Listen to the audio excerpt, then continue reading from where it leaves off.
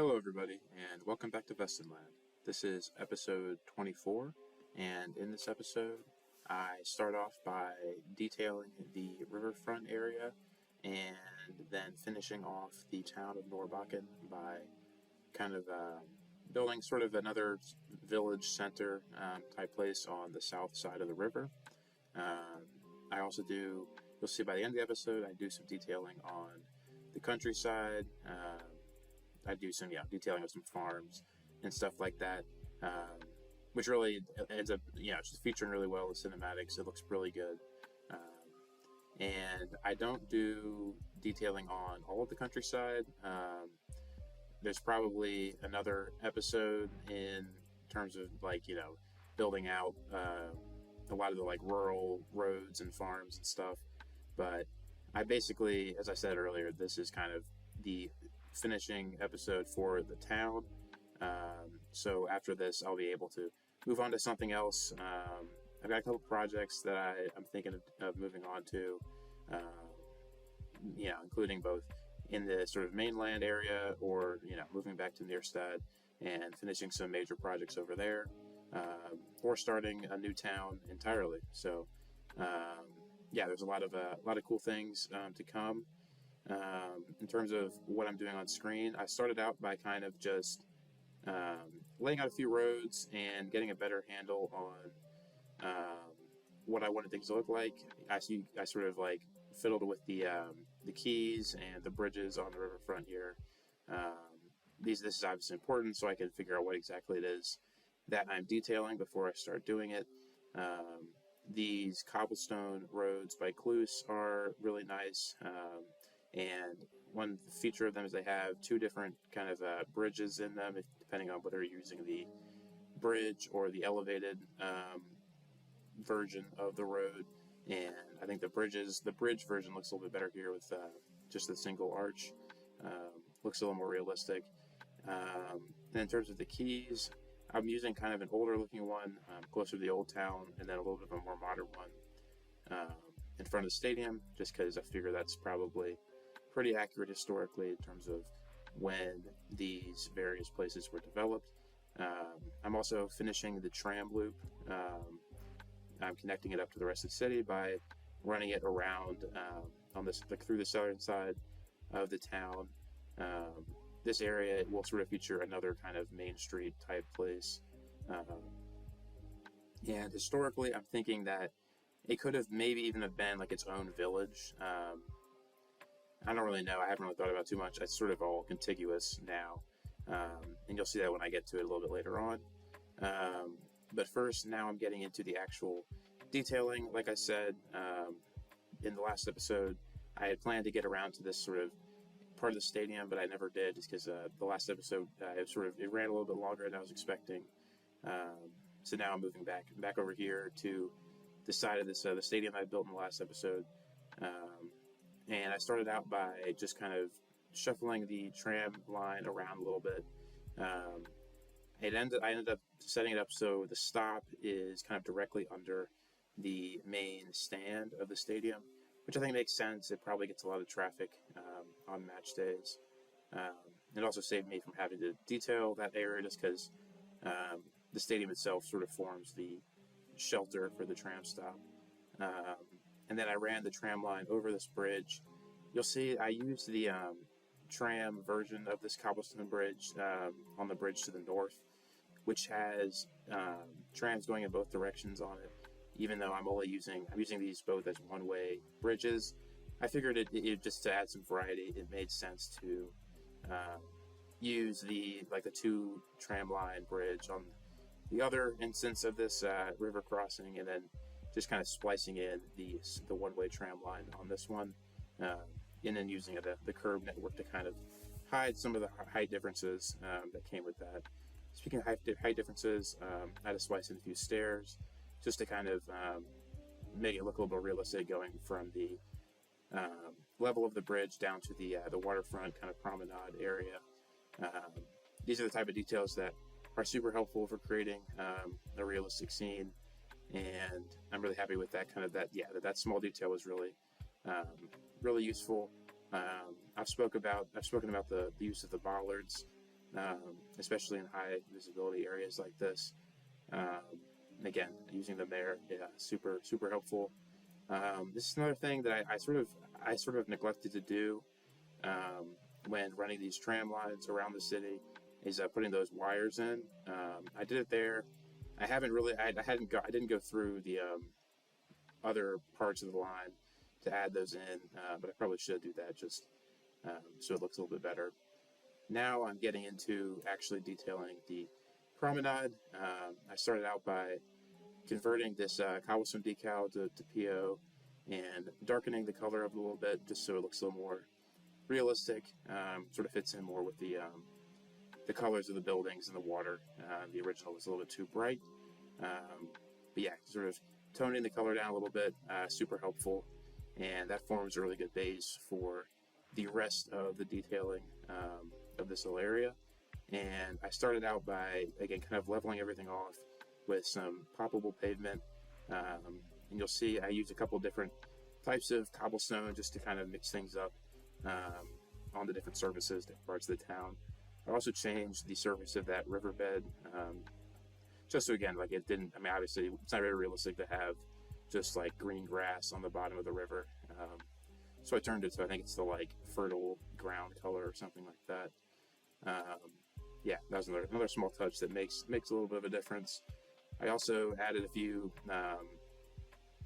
planters like this one in front of the sort of one of the main entrances to the stadium. This is kind of again a pretty, like, especially when a game is happening, this is going to be a high pedestrian traffic area. So it makes sense to have kind of a little protected space there for people going in and out of the stadium. And yeah, I think that does a good job of kind of setting aside that area of the city visually and just practically. Yeah, and now I'm moving on to detailing the kind of the front area of the stadium itself. I didn't really spend that much time on putting in, I sort of just put in a few little signs and crosswalks for where the tram stop is. Again, I kind of just used the stadium as the tram stop itself, both to kind of save on the detailing of that area, especially since I think the people going in and out, you probably wouldn't see much in terms of people walking in and out of the stadium, just because, you know, it's covered by that kind of overhang. And now I'm moving on to the facade on the south side of the stadium. I used one of the buildings that I've used on the waterfront. I converted the facade to procedural objects just so I could splice it in over the stadium itself. And this does a good job of kind of completing that look I was going for, where the stadium was clearly, at least this like stand of the stadium, was clearly built to mirror the architecture all along the waterfront. It kind of helps to integrate it into the town a little bit better. And then I did some sort of standard detailing after that, kind of splicing in a few doors and windows and stuff, which you'll see. And yeah, I mixed up a little bit. The doors are not the same as the ones I used on the other side. I'm sort of imagining that this stand was probably built at a different time, so some of those small details are different. And you can see I changed the color to kind of more closely match the buildings along the riverfront. Both, yeah, I mean, just in game, but also just realistically, it's not going to be super bright. This is probably the older stand as opposed to the more modern glass covered ones that I built in the previous episode. I used the same technique for splicing in some windows. I'm not sure exactly, like, you know, practically what those would be. I don't know if they're functional. Obviously, they're not functional in game, but I don't know, like, realistically, maybe there's like some offices for the club, something like that. I'm not really sure. But yeah, that does a pretty good job of just kind of finishing off that area. I then, you know, added a few planters and trees, yeah, which also helps to kind of add some life to that kind of like promenade. Obviously, there's no one walking on there right now, but hypothetically, if there was to be a match happening in the stadium, that's obviously where a lot of people would sort of, you know, be moving around. So it makes sense to kind of have a nice space for them there. I'm now using just a concrete wall to finish off this corner of the facade, and this is, again, another different texture from the one I used. So I've used like 4 different textures on the stadium, just to keep things as sort of varied and interesting looking as possible. I think that does a good job of kind of portraying that this is like it's sort of been built over decades or centuries even, and I think that it makes it look a lot more interesting. And this is the part where I'm adding this detail. I'm adding the initials of the club that play here. I'm just saying it's called FK Norrbacken. Nothing complicated. I'm not going to try to do the like Swedish pronunciation, but basically FK just means like football club in Swedish, effectively, from what I could tell anyway. So yeah, I think that's kind of cool. I don't have like an actual logo, so I just use these letters, scale them up, and kind of splice them into the wall here. And it's sort of, it's pretty big and bold. I think that makes sense. I imagine this town is really proud of their team, and no one's really going to object to having those letters featuring prominently on the waterfront.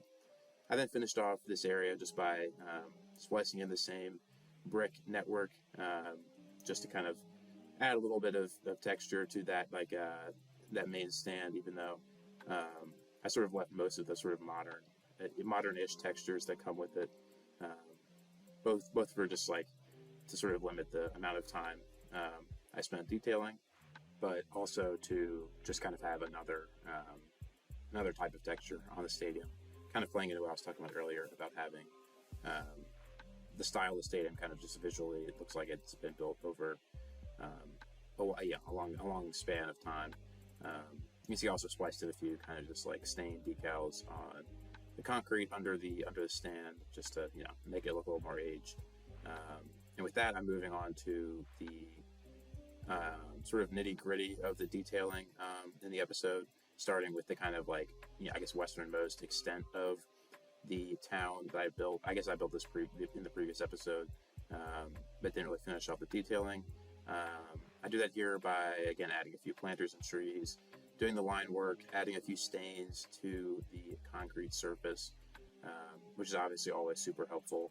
And then I get in and start doing some of the, this looks like it, I'm not sure, this doesn't function, I guess, as a restaurant in game necessarily, but I added a few tables just in this kind of fenced off area, and then covered up this blank wall with some ivy, which I think does a good job of adding some character to this part of the town. I'm not really sure this building, I'm imagining, sort of spliced in a few windows into this kind of side of the facade. I guess it's probably just a commercial building a game, but I'm imagining this is one of a few different, sort of like restaurants, pubs type places that fans would probably gather at before and after games at the stadium nearby. I also put in, just a little bit of a back sort of patio area. Maybe this building also functions as like a hotel or something like that, bed and breakfast, something along those lines. And yeah, then just sort of adding some trees, some awnings, a few sort of smaller details, another kind of small restaurant in front of this. I'm imagining a lot of these buildings maybe used to just be residential, and maybe have been like converted to small businesses or restaurants kind of over the years, as the stadium nearby has grown, and that probably just like constitutes a large portion of the sort of revenue for this part of town, especially. So it makes sense that you'd have a lot of businesses catering towards that, and then just adding a few of these kind of like old cobblestone decals, sort of maybe just kind of indicating that this part of town, maybe it's been sort of renovated, or like there's been like some like repaved, something like that, just kind of over the years. And then on the side of the stadium, I added a bunch of these kind of vending machines and ticketing machines. I guess like maybe you could buy a ticket here day of the game. I don't know. I sort of am kind of conveniently not doing that on most of the stadium, just because I imagine a lot of those facilities would be inside where you can't see them within city skylines. But yeah, just adding a little bit of that outside I think makes sense. And then with that, I move on to the actual detailing of this waterfront area right in front. This is kind of, obviously I built this area, like putting down the buildings and stuff in the first episode, and I kind of left it conspicuously blank. Obviously, this is probably like this is obviously the center of the town. Both historically, there's probably used to be some industry in this area, but in recent years, it's been converted probably mostly to like residential and like a shopping area. So I added a bunch of details, a bunch of these window flowers. You'll see I kind of put these in these buildings all along the waterfront here, just to add some color. I don't know how realistic necessarily it would be in terms of like the climate or whatever, but I like how the way they look. So I put them in there. And then I did some detailing around this theater building here. This is a building, I believe, from Switzerland. So it fits in with kind of the rest of the buildings in the region. Again, this is what I was talking about. I mentioned this earlier about putting in the different types of cobblestone just to kind of mix things up. Just splicing it in under this building. I imagine this is probably another really historic old building. That's sort of, the town's kind of grown up alongside. So it makes sense it would have this kind of older texture around it. Also some nice flowers, kind of manicured, with a couple other planters, trees, whatnot. And then, again, just kind of showing the age of the surfaces with some decals. Just kind of, these roads have probably been there a long time. They're kind of beat up. So it makes sense to kind of show that. And now, this sort of riverfront area, I don't show all the details that I put into it just because a lot of it is pretty repetitive. There's only so many different types of stores I can put in, types of planters and whatnot. This one right here I'm putting in is sort of a bookstore. Obviously a bunch of restaurants. There's probably some absurdly expensive places to eat here. I have places where you pay a lot of money to get food on a really small plate. Adding a few awnings and stuff just to kind of, again, sort of obviously when I sort of started with this area, it was kind of just a flat wall of buildings. So adding those awnings and little flowers on the windows kind of mixes up the vertical space. It makes it look a little more interesting. Adding these different sized awnings over the different kind of archways is also helpful. Adding a few umbrellas, again, to kind of show that some of these buildings have kind of taken over space on the walkway in front. It's also nice that this it is a functioning pedestrian path in game, so you'll see people walking around a little bit. In the cinematics, I think there's some people using this area, which is cool to see. Again, all this stuff is pretty repetitive, so there's not a whole lot to say. I guess I can take this opportunity to thank you guys for watching the video up until this point. I hope you're enjoying it. I'd encourage you to consider giving the video a like and subscribe to the channel to follow along with the Vestanland series. As I mentioned at the beginning of the video, after this episode, I think I'll move on to something, maybe a little bit of a different type of project. So I'm not really sure exactly what it is yet, but stay tuned for that in the coming weeks. I guess I should say I'm also thinking about, obviously the release of City Skylines 2 is, fairly imminent. I'm not sure exactly when it's going to come out. I don't know if I'll have the chance to really finish the Vestanland series before that happens. And I'm also thinking about trying to do another, not another city necessarily, but just a few other smaller projects, maybe separate from Vestanland, just kind of interspersed in with the kind of regularly released episodes.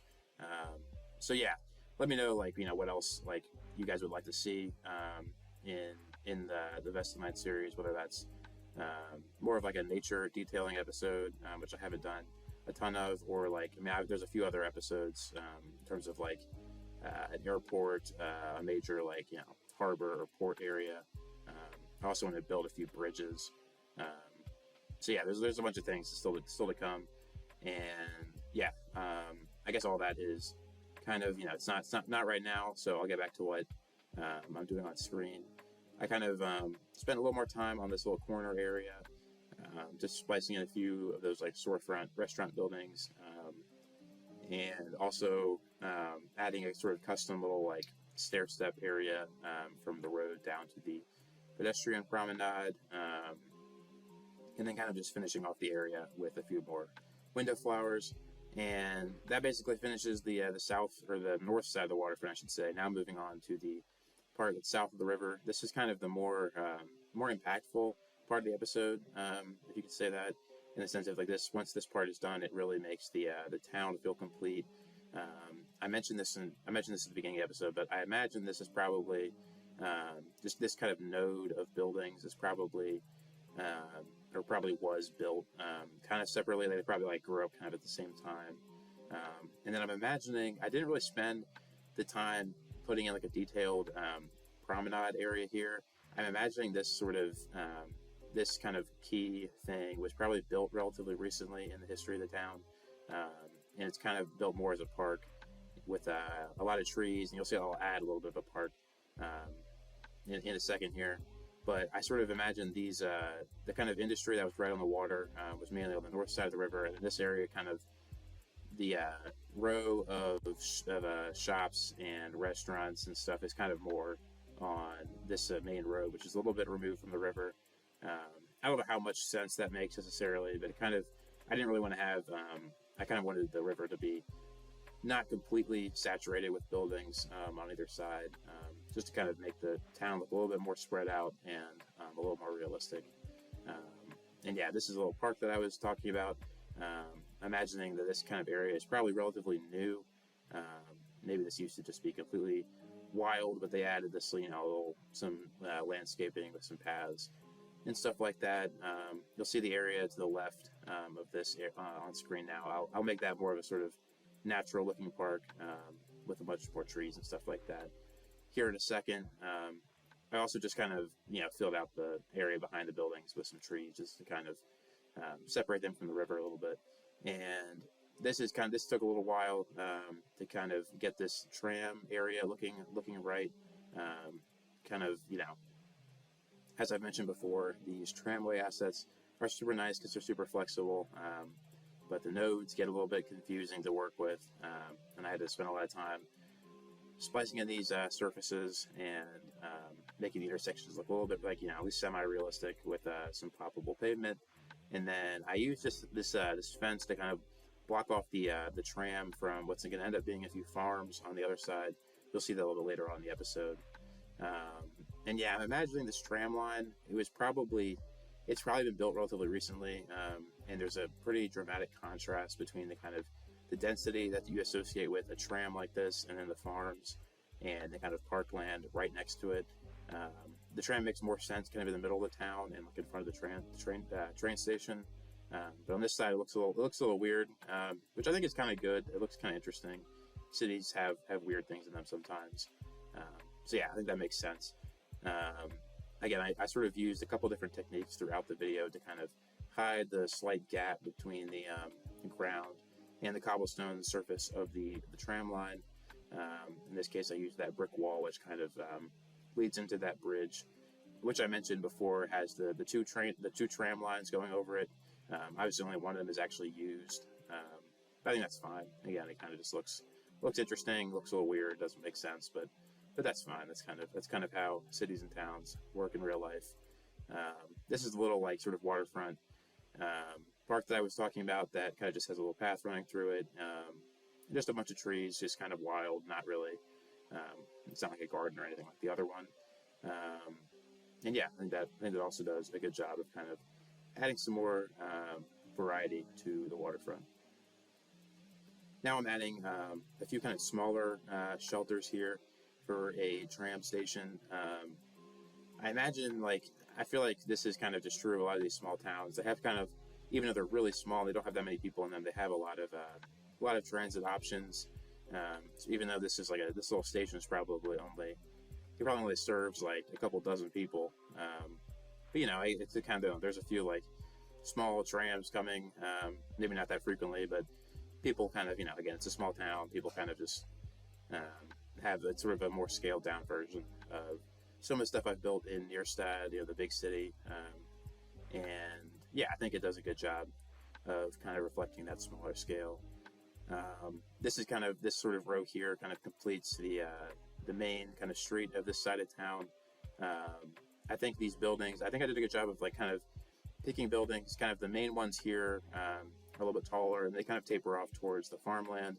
And again, I sort of talked about this before, but the challenge in this game with creating a whole like country or region type place is these like areas between the town and the countryside have to be kind of condensed pretty dramatically.